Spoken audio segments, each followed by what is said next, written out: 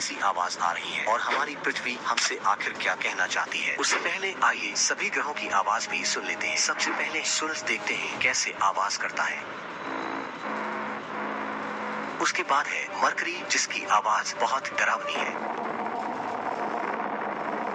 Number 3 पर है Venus, जिसे सुनकर तो आपके कान फटे के फटे रह जाएंगे।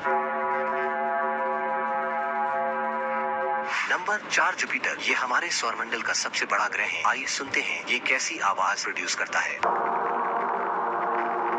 दोस्तों, आखिर में पृथ्वी की आवाज सुनने से पहले एक लाइक और चैनल को सब्सक्राइब जरूर करना। तो आइए सुनते हैं हमारी पृथ्वी हमसे क्या कहना चाहती है।